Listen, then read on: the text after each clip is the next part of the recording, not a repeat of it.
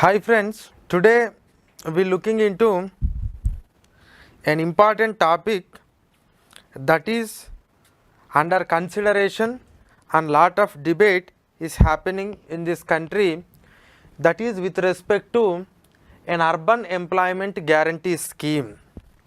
There was no such scheme at the national level, but lot of discussion is happening on this. Already some states are having some urban employment guarantee schemes. It was the state of Kerala who started this scheme first. You must understand, when I say urban employment guarantee schemes, there was already schemes for urban employment, but there was no scheme of urban employment guarantee. Guarantee means it is the government which gives the guarantee to you, and if you don't get the employment, then the government is liable to pay some compensation, or government is duty bound to provide the employment to you. That is what the meaning of this word guarantee.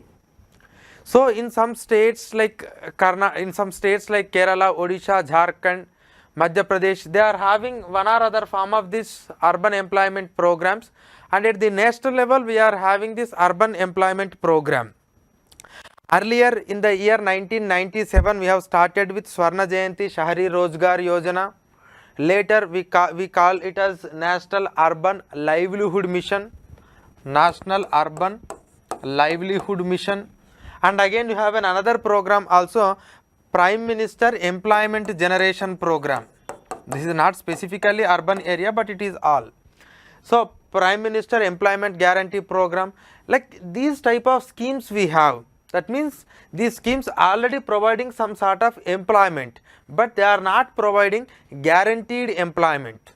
And in some states they are having guaranteed employment program in the state of Kerala. Apart from that, we are having a guaranteed employment scheme for rural area, and we are all aware that is Mahatma Gandhi National Rural Employment Guarantee Act. Actually this was an act, Parliament Act. The act was brought it in the year 2005, and the scheme started implementing 2006. Initially there was no word called MG. Later in the year 2009 they have added Mahatma Gandhi. But anyhow, so this is a guaranteed employment program for the rural people in India. That means if you don't provide the employment to them, then the government is liable to provide the compensation to them. So that is the meaning of guarantee. So the point is, in rural area we are having employment guarantee schemes.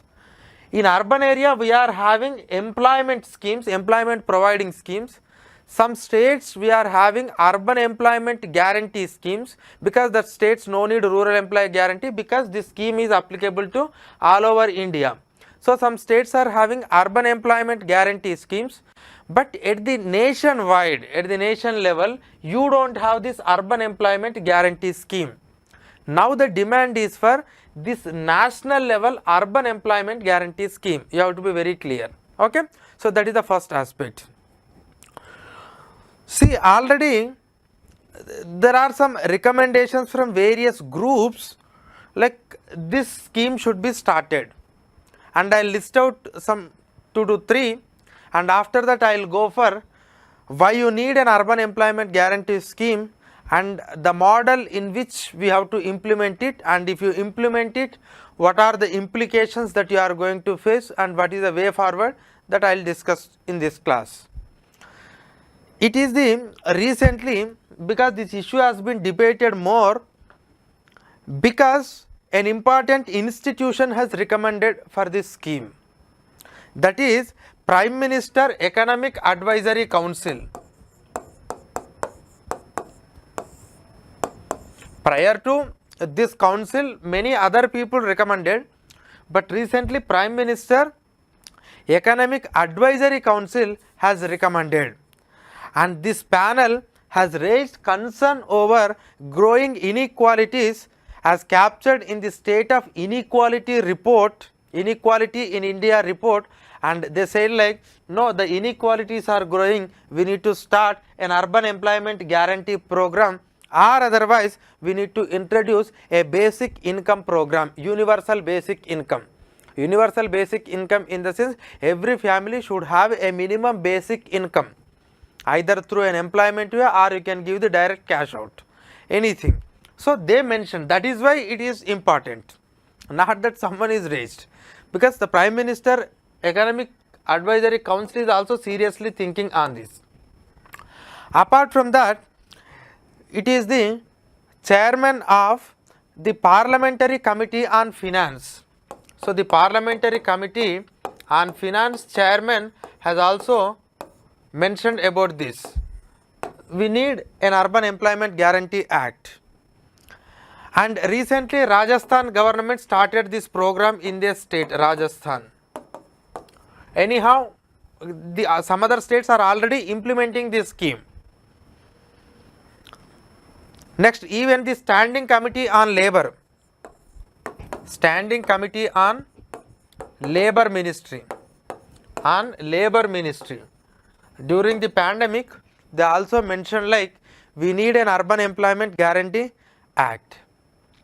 Okay, so because of the demand is coming from various groups and some states are already started implementing, that is why there is a demand for this Urban Employment Guarantee program.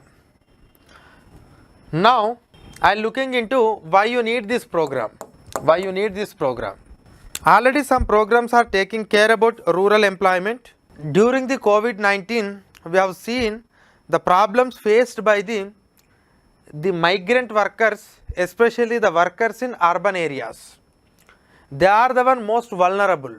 In rural area also that vulnerability is there, but the government allowed the agricultural activity to continue. That is why there is no much impact when you compared with the urban workers. So during COVID-19, that means since 2020, this demand for urban employment is increasing because the country has understood the problems faced by the urban workers or the labor working in urban area. And anyhow, whatever these urban employment programs we are talking about or the rural employment, it mostly focuses on only unskilled manual work. Normally it focuses on unskilled manual work because government cannot provide a skilled work, because government has already started retreating from that business activity since 1991. And under MG Narega in the rural area, whatever the work that they are providing, it is a skillless, that means unskilled manual work. Unskilled manual work we are providing. But when it comes to the urban area, we don't know what type of the thing, but people are saying like there must be some minimum income support to the urban workers. So why actually we need is because of during the COVID-19 we understood, and after COVID-19 the unemployment is growing. Unemployment is growing. Actually some of the surveys they are showing like there is an improvement, but still because there are many gaps in calculating the employment in India. So a general trend shows like there is an unemployment, and at the same time those who are working, they are more vulnerable. They are not getting enough amount of wages, and even if they are getting work, but there is no certainty in that work. So growing unemployment. Second one is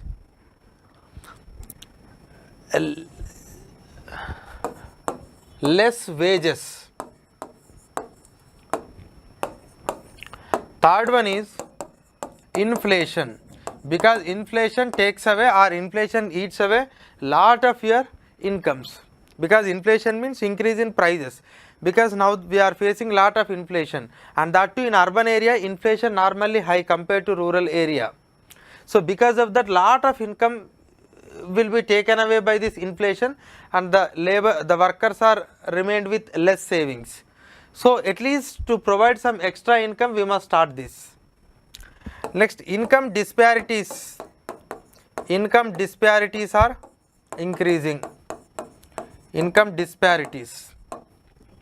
Okay, so that growing income disparities is another reason. Next, poor quality of work. Whatever the work they are getting, the poor quality of work. and even the working conditions are also not good, especially in urban area. And if you looking into our entire growth trajectory, it is a jobless growth. We must accept it. We are growing at a higher rate, there is no doubt in it. But the point is, are we really able to create an employment to all our rural and urban people? Unfortunately not. So because of these reasons, some of the people are suggesting that government should start an unemployment guarantee program, so that some people get a benefit out of this program. And we don't know exactly the modality of that program, if at all they starts, but at least the UPSC expects from you that whether it is a good scheme or whether it is a bad scheme, or whether it is going to solve the problem or whether it is not going to solve the problem, and what are its future implications. Because why actually these are the problems, that is the reason why we need a program. But it's not a new thing, it's not a new one in India to demand for such a thing. When it comes to the universal basic income, this universal basic income idea was discussed in economic survey, and even under Nyay scheme in the year 2019, the UPA was mentioned it in election manifesto. Why actually these issues are raising, like there must be a minimum income or there must be some sort of employment provision by the government? Because in an economy, the production and consumption both should always be in a balanced way. So some lot of production is happening, that is growth is increasing, but some people in this country, they are not able to consume it. That means they don't have money with them, they don't have work with them, and that is leading to the concentration of wealth, and that is leading to the huge disparities, and these people are completely neglected. These people are completely neglected, these people voices are not heard, and these people are completely in the lower rung of economic activity, and their consumption levels are low and their purchasing power is low. Yes, because of that, in order to provide some sort of support to this section, that means the lower rung section, these type of demands are coming. Otherwise this economy cannot sustain. If huge amount of money concentrate in the hands of few, then that economy cannot sustain. And in the another video, I have explained it clearly with respect to this profiting from pandemic video. I explained that concept very clearly. So because of that reason, everyone should have a minimum basic income.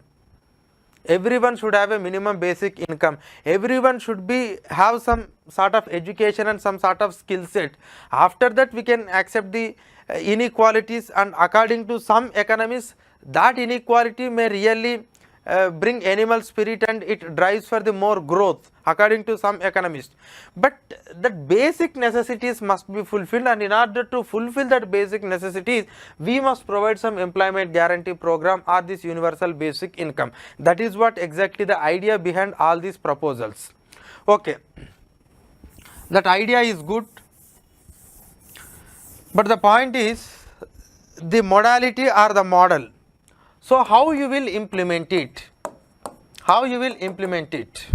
See, we are already having a rural employment guarantee program, and some people are saying like, no, it's an extension to that, and whatever we have done, if you apply it here, then it's okay. But no, it's not the same extension or replica of MG Narega, because MG Narega is happening in rural area. Now you are implementing it in urban area. The type of work which you undertake in rural area is different to that of urban area. Even if the construction or any assets that you are creating in rural area, the same assets you cannot create in urban area, because the new techniques and new methods will come to urban area. You don't have lot of space to create things. You must be very you must be very economic in creating the assets in urban area, because the raw material cost or the land cost or the wages, they are all comes into the picture. So the point is, the way you are creating some assets in rural area is not same as in urban area. So you cannot completely replicate what exactly happening in MG Narega. Okay. Anyhow, before I am entering into this, okay, in the modalities, I will put some questions. These questions will itself answer what type of model that we must take. See, when I say in urban area you need to take, see, rural area is a rural area, but when it comes to the urban area, not all urban areas are same. Not all urban areas are same. You have tier 1 cities, you have tier 2 cities, you have tier 3 cities. So in which cities you will apply this scheme? In which cities you will apply this scheme? Because in some of the tier 1 cities, that means in bigger cities, already lot of people are employed in different works and they are even getting better salary, that means better wages they are getting. When it comes to their housing, security of job, there are some problems are there. But can you really implement in tier 1 cities or the metropolitan cities? Is it really possible to implement it? Can really the administrative structure is not capable of dealing or implementing that scheme when there are lot of migration is also happening in that cities? So first of all, you must be very careful in which cities we are going to apply it. It's better if you apply in tier 2 and tier 3, and at least it's better if you do it in tier 3, because you can implement it in a better way. I am just only giving the how the model should be, and once you understand these points, you can understand the model. No one has devised any model, but you must have some idea in your mind when it comes to the urban employment guarantee program. It's not simply like a program, a replica of MG Narega. Okay. So in which cities you will implement, the first point. Second one is, now in the urban areas, you cannot create those many assets like how you are creating in rural area, because urban area means already it is a developed one. Developed one in the sense, all these public buildings, public infrastructure, PWD work, that means public work department works, they are already well established. That is why you are calling it as an urban area. After having those many facilities, if still government want to provide the job, then what type of assets does really the government creates? Is it the work done by the government or is it the work done by the private people? So who should undertake that work first? Because in rural area you are constructing some public buildings, and you are taking up some watershed activities, watershed development and groundwater recharge and the bonds and repairing of village tanks. Like these are the works that you are doing. But in urban area, most of that works are completed. Then the work should be done by whom? Whether it is done by the government or private. This is a second question. If it is done by the government, definitely it has its own limitations, because government cannot take up huge activity, and that too in tier 1, tier 2 cities, it is very limited. There are some people who are suggesting it's not like rural employment guarantee program. Government will issue some sort of coupons or some sort of coupons. So these coupons, what will happen is, this government will issue coupons to some institutes like schools, hospitals or municipalities. Like they will give these coupons to these people. If at all they need any work, they must provide that work to these people, and they must give that coupons to these people, so that these people encash. And you must give this to in the public sector first. Later, if private people are interested, you can give it to the private people also. So this is another model, like people are suggesting, giving coupons and to the public institutes and private institutes, and they can hire somebody and they will pay that. But there is no much use in this, because even if you give the coupons or even if you don't give the coupons, these people hire the people and they will work. But only the thing is, you are giving priority. You are giving priority to the eligible people. It's not like already the person who is having a lot of work is getting again this work. It's not like that.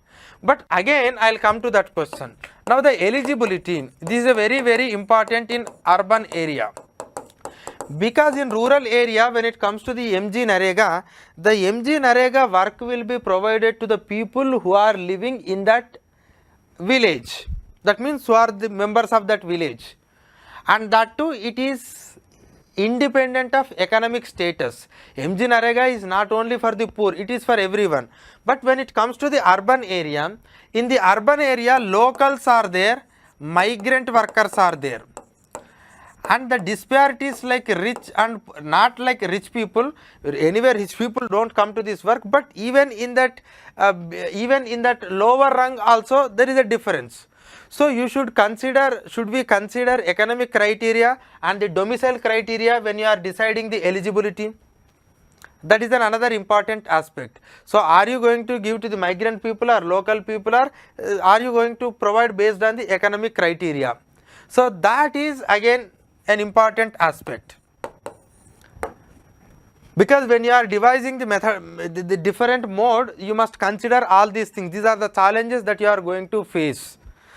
Next, when it comes to the government is going to provide this unskilled work or skilled work, unskilled work or skilled work. Mostly in urban areas we use machinery, technologies, automation, like these type of things we will use it, and there is less chance to use for this unskilled work. Now the government should go for a skill. Okay, government already started lot of skill development program, but government has to provide the employment. Government has to provide the employment. Where government provides the employment in this in the skilled area? Can it recommend to the private people like, you please allow this person to join in your institute or in your company?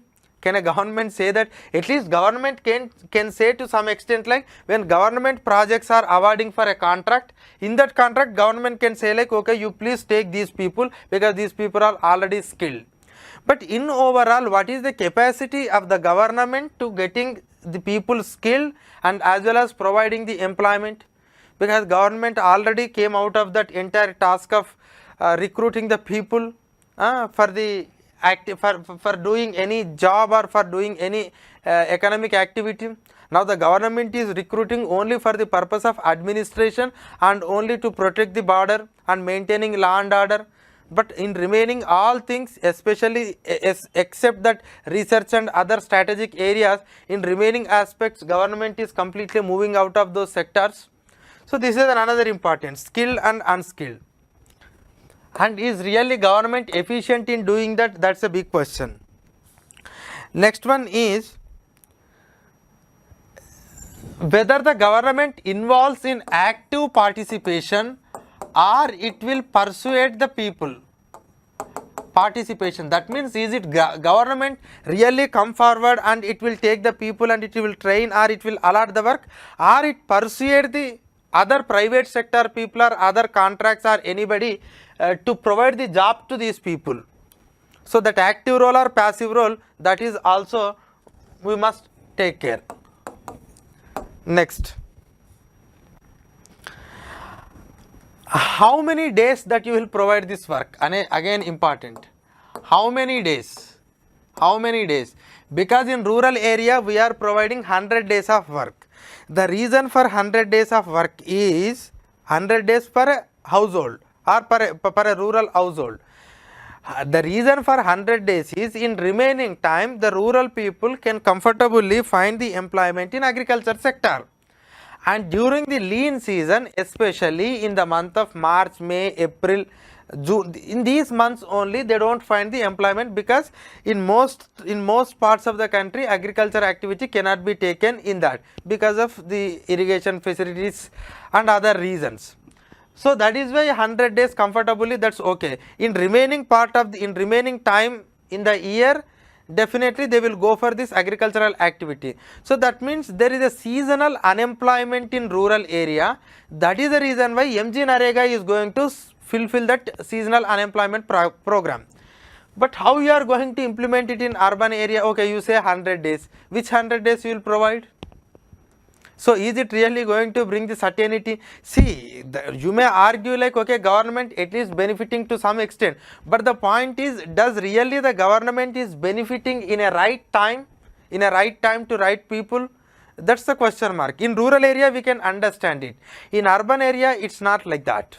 And you know one thing, in rural area, because of this MG Narega, the agricultural wages started increasing, and if the same thing happened in urban area, and it will be very difficult for urban consumers. Okay, so how many days that you are going to provide is still an important issue. And when it comes to the wages also, are you going to provide the same wages of rural and urban? And if you provide same wages, then there is no problem. But the problem is the cost of living in urban area is high. But if you provide the higher wages in urban area, and if you give an employment even to the migrants, again there is an increase in migration from rural to urban.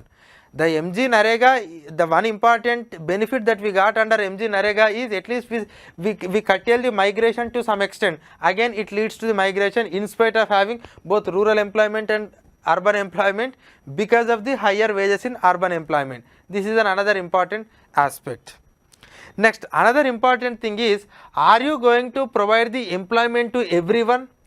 Is it really necessary to provide the employment to every poorer people, or it's better if you confine to only some sections like women?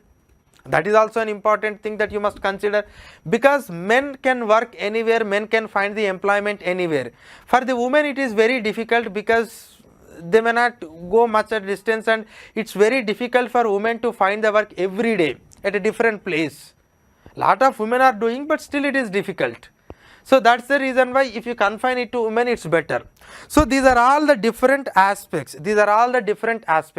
And some people are saying like, why you need to start a new program? Already you are constructing the houses, that Pradhan Mantri Awas Yojana. And in this Pradhan Mantri Awas Yojana, when you are executing the project, and you just include these people who are registered with you, instead of starting a new scheme, instead of allocating a separate budget, okay, instead of creating a new assets, why can't you provide the employment to the targeted people in the existing programs? That's another important thing. That these are include in these points you must include in modalities.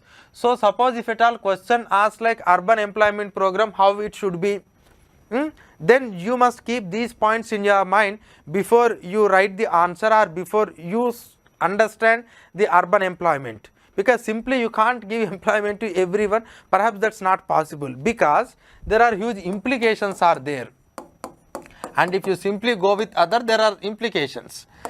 The major implication is financial burden. So 1 lakh crore we are spending on rural employment guarantee program, and if you again implement the urban employment guarantee program, there is a huge burden.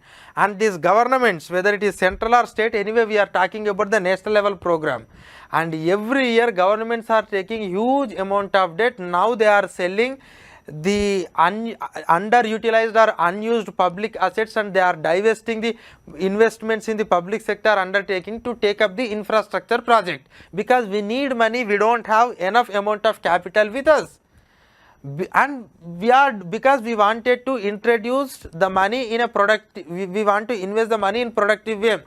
And one of the reasons why we have brought Agnipath, the Agnipath scheme we have brought, because we can reduce the revenue expenditure in the military, and so that you can spend it on capital expenditure.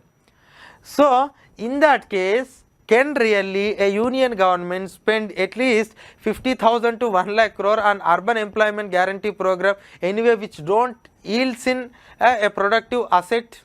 Because the main aim is, asset is one aspect, the main aim is to provide the employment. So financially maybe it's very difficult for the governments to consider.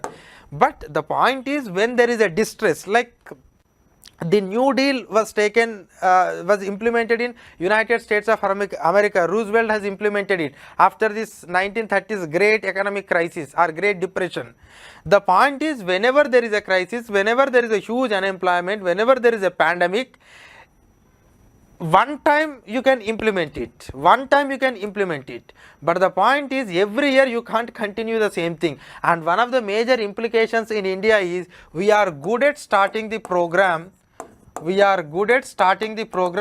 we are not good at winding up the schemes. There is no sunset clause to our schemes, and governments are not so dare enough to stop any scheme. This government initially thought that MG Narega is not giving better results, perhaps we can spend that money in a different way. But because of this political pressure and all are the implication that they are going to get politically, that is why they haven't stopped. So that means even if you want to start for a movement, for a particular purpose at a particular moment, you should not bring it as a scheme, or you should not bring it as an act. Like how you have spent some 50,000 crores in some of the migrating states during the COVID-19 for employment generation. In that way you can do it, but it cannot make like a regular scheme, because financially it's not going to benefit at all. Next, another important implication is, and in urban areas you can't impose it on private people. See, the government capacity is very less. I already told you, government capacity is very less to generate the employment in urban area, but you cannot impose on private people to recruit somebody. Okay, either through skilled way or even unskilled way also you can't impose, because it's all depending on their choice based on the skill. You can only skill the people, and when it comes to the unskilled, again it's all depending, but you can't impose. If you impose, it is going to have its own implications. Next, another thing is when it comes to the durable assets, I don't know what type of durable assets that you will create. In urban areas, definitely lot of machinery will be used, and you need to complete the work in a faster way, because it's all economically not viable in urban areas. Next, the another important implication that leads to the migration. So I already told to whom you are going to provide the employment and what is the rate that you are going to give, wage rate, that decides the rate of migration. The another important thing is, see, is it the correct way of providing the employment?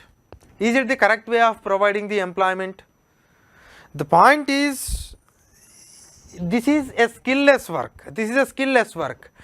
And ultimately, are we end up in providing the skillless work to our own people, or are we making our people skilled? Because the point here, there are two arguments are there. One, you can say like, sir, it will take lot of time to provide the skills to everyone. That is why definitely you need to give this program at least for the temporary purpose, at least for a momentum, at least for a temporary period.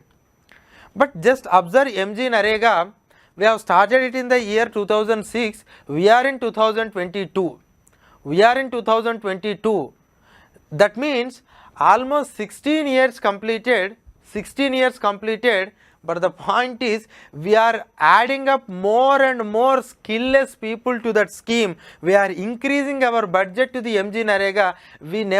Though we have started some programs, but still our focus is only on MG Narega. And today we are projecting MG Narega scheme as a savior to people.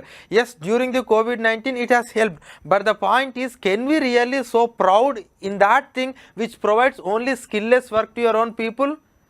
Because when you started the scheme in the year 2006, by this time the members should have cut down, the budget should have cut down, the people should transform from skillless work to skillful work. But is it happening? No, ultimately we are end up in that skillless work. And if this urban employment guarantee program also, if it really ends up in the same way, then it is very dangerous to the country, because we are underutilizing our human resources.